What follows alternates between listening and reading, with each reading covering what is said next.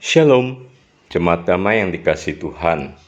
Puji Tuhan, kita boleh berjumpa lagi di dalam Sapaan Damai Sejahtera. Hari ini, Rabu 27 bulan Mei tahun 2026. Bagaimana kabar saudara? Saya berdoa kiranya Tuhan terus memimpin dan menyertai di dalam kehidupan saudara dan saya. Dan biarlah setiap kita tetap menundukkan diri, berserah, berharap, menyerahkan kontrol, kendali dalam hidup kita dan pimpinan Roh Kudus Tuhan. Saudara yang terkasih, beberapa tahun yang lalu saya pernah melihat sebuah flyer kebaktian kebangunan rohani mengundang kepada kaum muda di daerah Surabaya Barat akan ada baptisan Roh Kudus. Jadi buat siapa yang belum mengalami baptisan Roh Kudus, datanglah ke dalam kebaktian kebangunan rohani itu. Saudara, saat itu saya penasaran pengen tahu apa maksudnya baptisan Roh Kudus.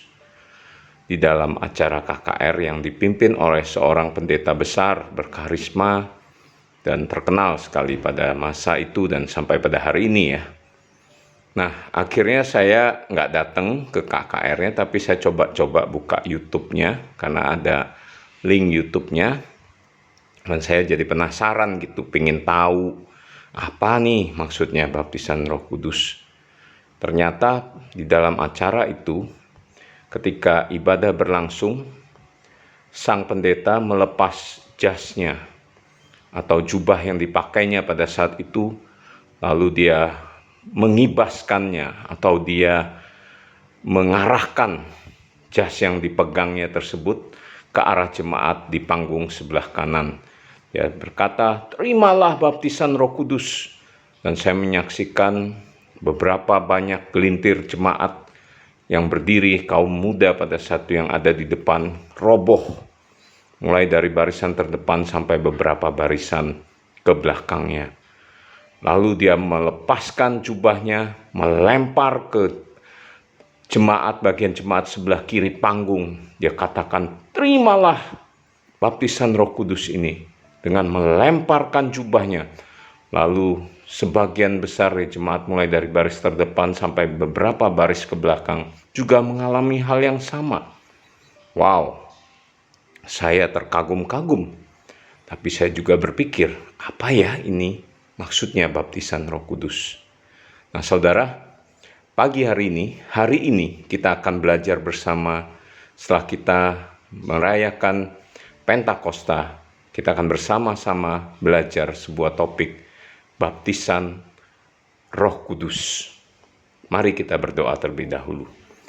Bapa, Tuhan kami, Allah yang bersemayam di sorga, Allah yang telah datang ke dalam dunia dalam diri anak-Mu yang tunggal Yesus Kristus, dan telah mati, bangkit dan naik ke surga, dan memberikan janji bahwa akan datang seorang penolong, satu sosok pribadi, yaitu Allah sendiri, yaitu dalam wujud Roh Kudus, yang akan tinggal dalam hidup orang percaya.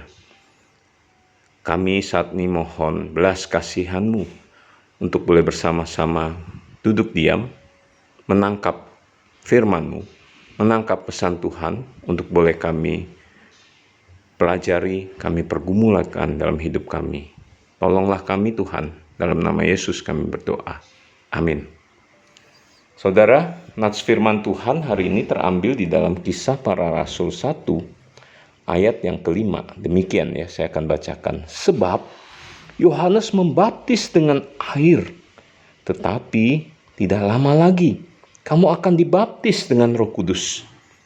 Firman Tuhan ini adalah sebuah perkataan Tuhan Yesus kepada para murid setelah dia bangkit dan kemudian dia akan naik ke surga. Ada sebuah janji bahwa tidak akan lama lagi kamu akan dibaptis dengan Roh Kudus. Ini adalah sebuah janji Tuhan Yesus kepada para murid bahwa mereka akan menerima baptisan Roh Kudus. Akan ada pencurahan Roh Kudus seperti yang sudah kita dengarkan dalam ibadah Pentakosta. Bahwa Roh Kudus dicurahkan. Roh Kudus bukanlah sebuah gejala alam, bukan sebuah kuasa, Tapi Roh Kudus adalah pribadi ketiga dari Allah Tritunggal tersebut yang hadir dalam hidup orang percaya yang diberikan oleh Tuhan Yesus kepada murid-muridnya, kepada orang-orang yang mengikut Dia, menjadi penghibur, menjadi penolong, menjadi pembela atau advokat bagi orang-orang percaya yang masih tinggal hidup di tengah dunia yang berdosa ini. Saudara, firman Tuhan mengatakan bahwa engkau akan dibaptis dengan Roh Kudus. Apa artinya?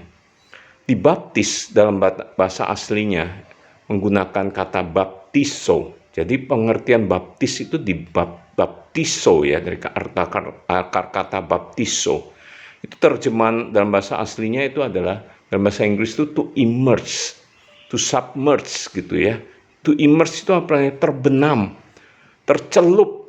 Artinya apa? Tenggelam di dalam suatu keadaan. Kita tenggelam dan kita tidak berkuasa atas hidup kita lagi. Kita menyerahkan kendali hidup kita kepada kuasa pimpinan daripada Roh Kudus. Artinya baptiso berarti orang percaya dia tenggelam di dalam kasih karunia Allah yang begitu melimpah dalam hidupnya. Dia membiarkan hidupnya dipenuhi oleh Roh Kudus. Hidupnya dipimpin, hidupnya dituntun, hidupnya diarahkan oleh Roh Kudus, dan ada satu ketaatan yang total. Taat total. Dalam bahasa Inggris obedience ya, sebenarnya cukup dengan kata taat, tapi kita perlu tambahkan lagi dengan kata total. Obedience, fully obedience kepada pimpinan Roh Kudus dalam hidup orang percaya tersebut. Bila mana saudaraku yang terkasih, orang Kristen mengalami baptisan Roh Kudus. Baptisan Roh Kudus terjadi ketika di satu titik awal orang tersebut mendengar tentang berita Injil kasih karunia, mendengar suara Tuhan yang memanggil dia untuk datang kepada Allah, kepada Kristus sebagai Tuhan dan Juru Selamanya secara pribadi. Itu adalah titik awal seseorang dibaptis oleh Roh Kudus. Dia mengatakan kepada Tuhan, "Ya Tuhan, aku manusia berdosa. Aku membutuhkan kasih karunia-Mu. Aku membutuhkan anugerah pengampunan daripadamu. Dan aku mau mengalami hidup baru dalam Engkau." Dan di saat itulah dia menyerahkan kendali hidupnya di dalam pimpinan Tuhan. Dalam hal ini dipimpin oleh Roh Kudus yang akan tinggal di dalam hidupnya, yang akan terus menopang dan menyertai hidupnya dalam hari lepas harinya. Ada sebuah ketaatan total untuk berserah mengikuti pimpinan daripada Tuhan, yaitu dalam hal ini Roh Kudus Tuhan yang menyertainya. Saudara, selanjutnya yang pertama, Roh Kudus mempertobatkan orang tersebut sehingga dia percaya. Selanjutnya, dalam kehidupan sehari-hari, Roh Kudus menunjukkan jalan, menunjukkan kesalahan, menunjukkan arah. Dan orang percaya tersebut mau immerse tadi, dibenamkan di dalam kasih karunia pimpinan Roh Kudus itu. Dia taat total untuk mengikuti arahan Tuhan terhadap hidupnya.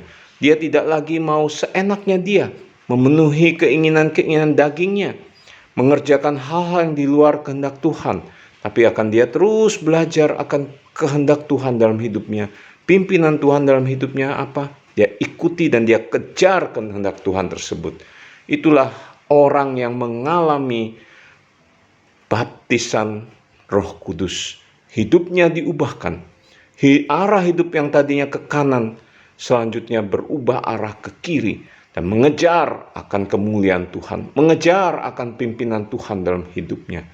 Maukah saudaraku, engkau mengalami baptisan Roh Kudus dalam hidupmu?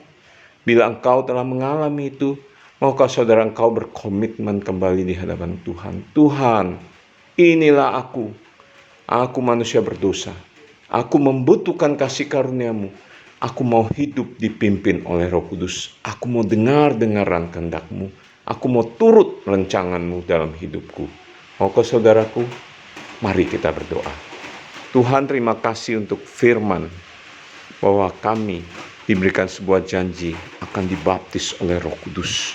Bukan hanya dibaptis melalui air, tetapi oleh Roh Kudus Tuhan. Inilah kami Tuhan, anak-anak-Mu, biarlah kami setia, kami dengan sungguh-sungguh hati mengerjakan bagian hidup kami dalam rancangan-Mu yang besar itu dengan tunduk dan taat sepenuhnya dalam pimpinan Roh Kudus Tuhan. Terpujilah nama Tuhan, demi Kristus kami berdoa. Amin.